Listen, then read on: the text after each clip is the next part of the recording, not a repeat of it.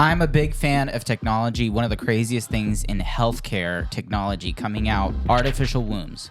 Animals testing with artificial wombs. I'm talking about a plastic bag that looks like one of those, those things that they take all the air out and it looks like you're stuck in it. Oh. They put fluid in that thing and animals have survived. And they're planning to use that for human beings. Dun, dun, dun. You don't want to miss this.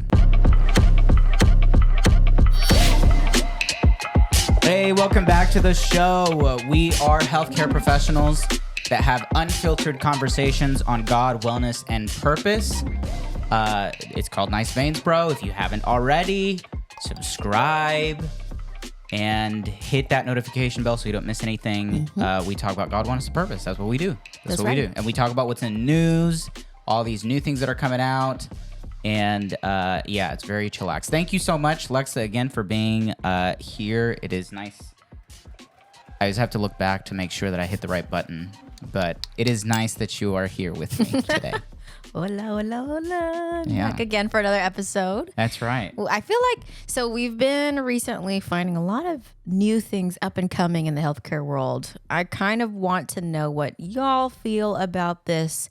Maybe we can make it a permanent segment and let it be a thing where we update you on what's new in healthcare today. But news, yeah. Yeah. Everybody needs a place for news, and especially with all the different outlets and stuff. There's a lot of like very formal ways of getting your news, but I think it's kind of fun to just sit and talk with healthcare people about what's happening in the healthcare world. Mm-hmm. So it might be really cool to do a segment that's just straight up, hey, what's the biggest headlines in news in healthcare? So we're thinking about it. If you think that's a great idea, comment below, let us know, and we will consider it. Or we might just do it without your permission because we don't need your permission. Today, we are talking about artificial wombs, and there's an article that you had found this past week. Tell us about that article. Yeah, so in one of the news segments or the part of usnews.com, they kind of update us on what is up and coming. What's the newest thing in healthcare? Or what's the newest thing in the world right now in medicine? It was nuts to see that there's such a thing as artificial wombs right now. Yeah. So this article is called Future of Artificial Wombs for Human Preemies to be Weighed by FDA Advisors. So currently the FDA is trying to figure out kind of what to do with this, whether it's something we can apply to human babies, because right now we only have record of it being successful with an animal. The whole goal of the FDA is to try and figure out some treatment for premature babies. Currently, about 30% of infants that are born before the 22-week mark are the ones that survive. 56% of people born at 23 weeks survive. Some of the terrible things that preemies have to face maybe later on in life is like development issues. What else? Yeah, cerebral palsy. Yeah, we know there's a lot of after effects of not being in the womb long enough. Like you think about it, all your organs don't have enough time to develop. Yeah. You can have developmental delays, like you said, cerebral palsy, they breathing end up in issues. the ICU a lot of times, which then causes a higher risk for infection. Mm-hmm. Yeah. That's another thing. Yeah. So all of your organs don't have as much chance to just grow where they can safely. And so, we see that the standard of care now is if there's a baby that is born too early, they will probably go to the NICU where they're spending some time on mechanical ventilation and they have feeding tubes. And we need to do a lot of medical intervention just to keep these babies alive. With this development, potentially it could eliminate or at least increase the chance of life for the babies that are born way too early. And then we can transition them to neonatal intensive care. We see evidence of it having worked because right now we've had CNN covered the story of Philadelphia. A hospital in Philadelphia created this artificial womb and raised like a lamb. It says here, in 2017, a group kept a developing lamb alive for 28 days in a sterilized bag filled with fluid. During that time, the lamb received amniotic fluid, medicine and oxygen through tubes connected to umbilical cord tissue, and had a positive growth in its lung, GI tract, and brain development. Those scientists would like to test the device called, this is the name of it, Extrauterine Environment for Newborn Development. It's the EXTEND called extend. It's very punny. Wow. They're wanting to do testing in humans. Ooh, that's kind of weird because, well, automatically it makes me feel uncomfortable. It makes me wonder what are the ethical considerations, you know? How do you decide which babies to test on? Because number one, what parent would want you to risk their child's life in First using this of all, experimental way of extending their you know, I don't know. First of all, if they're just a clump of cells, then it doesn't really matter, does it? There's like a category of parents that would not be okay with this. I mean, I feel like most parents, you know, most parents would not want their child to go through this unless it was the very last option. And it was the only option to extend and like keep their baby alive. Yeah. You know? So basically it's testing or death. That's like your options here. And I think that, well, what I'm saying is that that's where I could see a possibility where someone would be okay with it. At least me, in my personal opinion, testing versus the other option being like a very, very high risk of death. Yeah. Then let's go ahead and try this new thing, whatever. Right. It's like a Hail Mary. Exactly. But if there is a method that has like historically been the way that we do something, and we're just gonna try this brand new thing. Yeah, like the thing with NICU, like it's a standard of care at this point. What's the standard of care, Miss NICU nurse over here? I'm not a NICU nurse. Me neither. Okay, well, anyways, like to expect the baby to be taken away to the NICU or to the intensive care unit for babies. I'm not super familiar with the timeframes and like the age. Someone tell us in the comments if you're a NICU nurse. Yeah. I mean, so essentially if your baby is struggling, you know, if there's something wrong, they need extra support, they can't survive without some kind of medical intervention, you know, like mechanical ventilation, like putting a breathing tube in a baby. That's not something everybody faces. If you're having a quote unquote normal birth, your baby's born, they're placed on your chest. Yay, you know, like everything goes well. Maybe you deal with some hypoglycemia or whatever, but essentially you go home in the next couple days in a normal, healthy birth. But for those who don't have a normal, healthy birth, they have to be taken away, whisked away to the NICU for extra support. I'm just like, I wonder, what about for the parents? I don't know. I was going to say like the parents of babies that are not wanted. That's another case in which I would see them being okay with their child taken away. You know what I'm saying? You're saying like that sounds terrible. People who are not wanting to have a kid? Yeah. But I don't know what. Well, if they don't do abortion, then be like, oh, before you do abortion, can we test your baby? It just seems like we're just doing testing on mice at that point. I think that's the whole issue on the table right now because the FDA is trying to figure out what are the ethical issues. Yeah. How do we determine viability? Which is the question that all of the world is asking. That's the million-dollar question. Like nobody's in agreement, or not nobody, but there are huge splits in this discussion on viability. What's the age? At what point should we say it's not okay to have an abortion? All of that. Yeah. So the FDA right now is talking about what are the ethical considerations?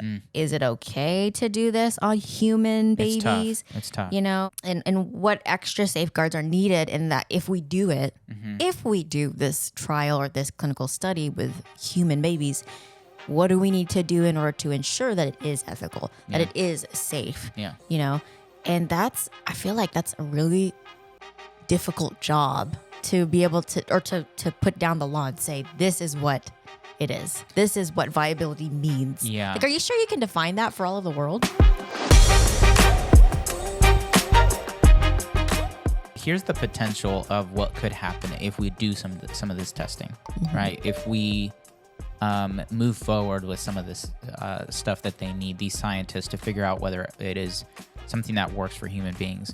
Hundreds of thousands of lives saved in the future because of this new technology. And like, this is the thing that we find again and again and again. We're all afraid of new technology. You know, no one wants to do the testing, and then afterward we thank God for it, or we don't even thank God for it. We like take it for granted because we don't understand that whenever it was first introduced, everybody was like, "Oh no, we can't do this. This is terrible," you know, and yet it has saved many lives now. Like, think about the yeah. new technologies that have come out, and AI. We were just talking about AI. we were talking the other about week. AI, about like a week ago. And the crazy thing is that this is, again, one of those situations that if it does succeed, you know, everyone is going to be grateful for it. But when Sure. it's not there, when the scientists are kind of like tied with their hands behind their back because, oh, they're not allowed to experiment, then what are we just going to do? Not progress?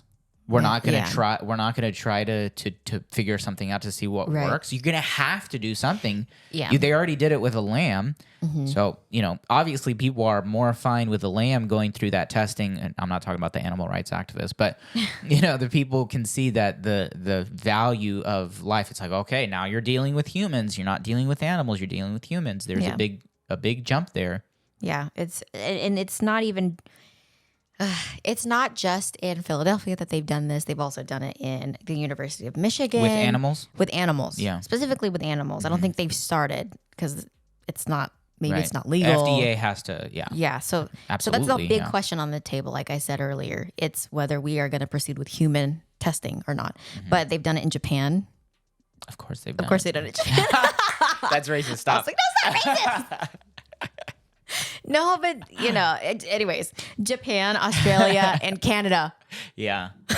These people are progressive. I mean, and like Japan, the reason why we say that about Japan is not because we're saying, you know, they don't value life or anything. I'm saying that because Japan is advanced in their technology. Yeah. Canada because they're very progressive. So in these other countries, they are moving forward on this. Right. They're always on the advance or on the edge of the forefront in technology. Exactly. Which always brings the concern of like, what's ethical? AKA like Jurassic Park when they're testing on the dinosaurs. And they're like, it's like, there's always a question of with innovation. What? Are you embarrassed of the Jurassic Park I just reference? love that you brought that into the conversation. Well, I'm just saying, it's like Jurassic Park analogy. Well, yeah, whenever you're trying to alter what is in nature, right? It. When you're experimenting, who knows? We might have a dinosaur come out of this, you know? Yeah, it's just there's always going to be some kind of ethical consideration, and there's always going to be pushback by people who are nervous that something's going to go wrong. And you know what? To be frank, something will probably go wrong. Yeah. In any kind of experimentation. Probably, it is absolutely going to go wrong. Yeah. Something is going to go wrong, and someone's going to sue somebody. Someone's going to get pissed off for about. sure. But that's the thing that I'm typically the guy who's like super conservative on certain things, but here's my thing. If the goal is to save a life and you're doing testing to try to save the life, then go for it, you know, and you don't have other options, and you have consent from the parents, right? You have consent from the parents and the whatever. That's where I would say, you know, why not? If they're wanting to save their child, and they're wanting to try the testing, by all means, you know, have them sign a piece of paper, obviously, but in case, you know, for legal reasons, but but have them sign a piece of paper and, you know, go forward with it. Tell us what you think, by the way, down in the comments, how you feel about this new artificial womb. I think there are definitely ethical concerns. What would be potential ethical concerns about an artificial womb? And some of the first things that I got was, it said equitable access and social justice. Oh my word. So equitable access and social justice would basically mean who has access to this thing. And how do you determine? And how do you determine who gets like first dibs on this? Is this something that's going to be available for everybody who has a preemie? Is it going to be for a charge? Is it going to be cost driven? Obviously, it's going to be cost driven because everything in current modern healthcare, unfortunately, is. But the biggest deciding factor, if you are going to be able to have access to this or not, especially in the beginning stages of it, is going to be your socioeconomic status. Oh, absolutely. Yeah. Like, that's in anything. It's like Teslas. I still can't afford it. It's going to be, insulin. Forget Teslas. We're talking about things that people need to survive. But it's super expensive. Exactly. And that's where people get annoyed at Big Pharma. They get annoyed. So that is obviously an ethical issue, equitable access and social justice. Another ethical concern would be the unintended consequences and unforeseen risks. We talked about that a little bit, but if there are consequences because you're trying to do some testing and it turns out to be bad, you know, you have to weigh those risks. But again, sure. if everybody is on the same page about it, everyone understands the risks, you know, why not? That's my opinion. Eventually, they're going to have to come up with like a consent form that lists all of the risks. I don't know if you can know all the risks. That's another problem is you don't know. In comparison, when you're raising a child or whenever you're growing a baby in your womb, in a human's womb, there's warmth, there's constantly hearing the parents' voices, or at least the mother's voice. Yeah. You know, there's the way in which the developing brain has received stimuli from the outside environment. That's totally changed whenever you take a baby out of the human mother and put into this plastic bag.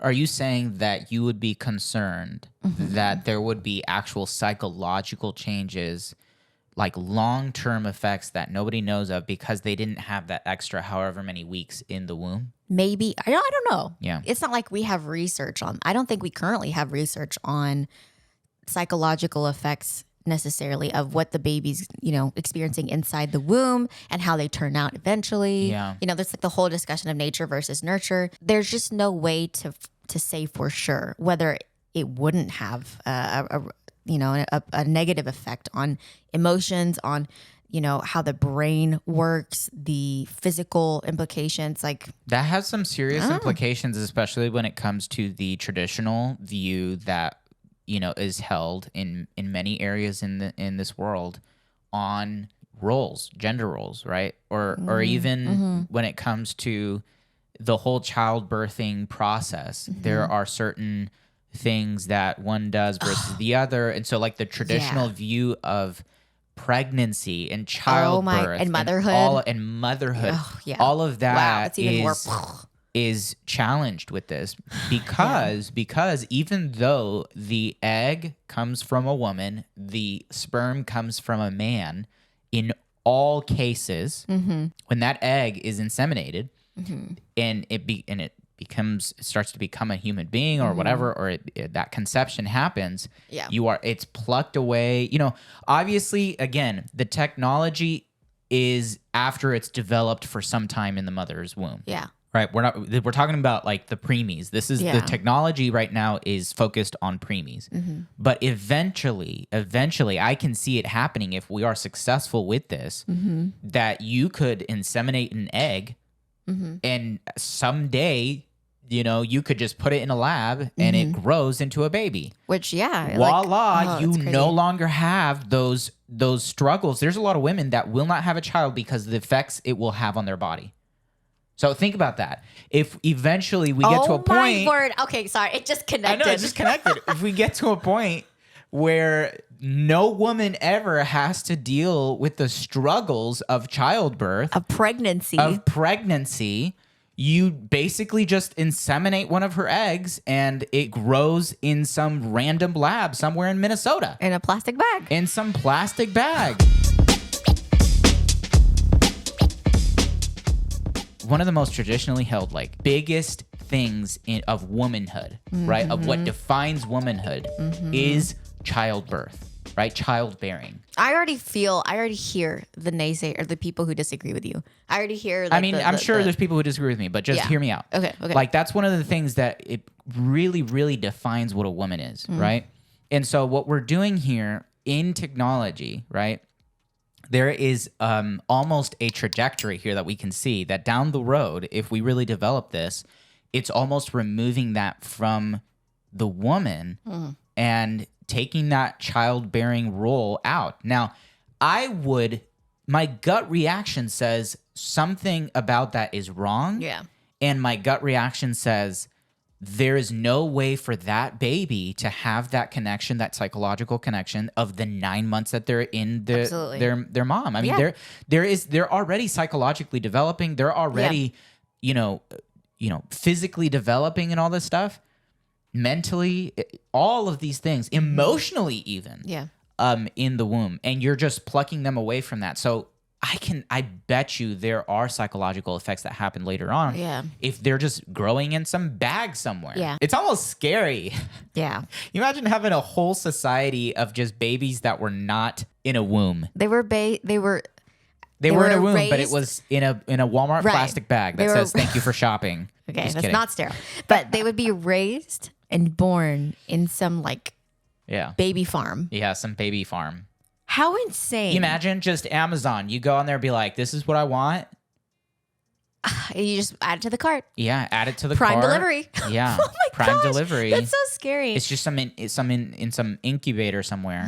Well, you know, when so side note, little Like, story. build a baby instead of Build a bear. baby. Yeah. My brother is 7 years older than me. And whenever he was a little kid, he was like trying to ask my parents to have another baby. But he thought you could just buy them at Walmart. He's like, Mom, why can't you just go to Walmart and buy another baby? She's like, child. She's like, that's not how it works. Damn. But I mean that it could happen. It could become a reality with this. Who knows? We can't predict the future. I don't see how that could ever happen. It's kind of like when people start talking about emotional robots, robots becoming emotional or becoming like basically on par with humans. I just don't see how that technology could get that far. But you never know. You never know. You never know. And, I just know that Jesus is coming soon. Amen. Praise God. Because all these ethical issues, they're going to give us a headache. Yeah. I think so. So, but anyway, I hope that you enjoyed this very interesting topic, and that our goal is to be informative, to be inspiring, and somewhat entertaining. I hope that we're entertaining. But unfiltered conversations on God, wellness, and purpose right here at the Nice Veins Bro podcast. If you enjoyed it, please drop a comment below. If you are listening on a podcast platform that's just audio only, like, Apple Podcasts or Spotify, leave us a 5-star review because it helps a ton. And tell a healthcare worker to listen today. If you're on your way to work, tell someone today Oh my goodness. about the podcast. So aggressive. I'm counting on you. You are my marketing team because I can't afford a marketing team. Anyway, thank you so much. I hope that we were able to make you laugh or smile today. Remember to be a positive force and influence within healthcare and society. Que Dios me lo bendiga.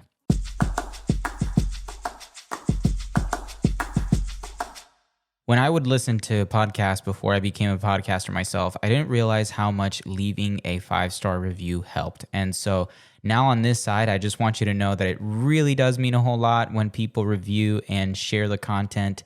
So if you enjoyed it, please share it with somebody and leave a 5-star review on whichever platform you use, Spotify, Apple Podcasts, etc.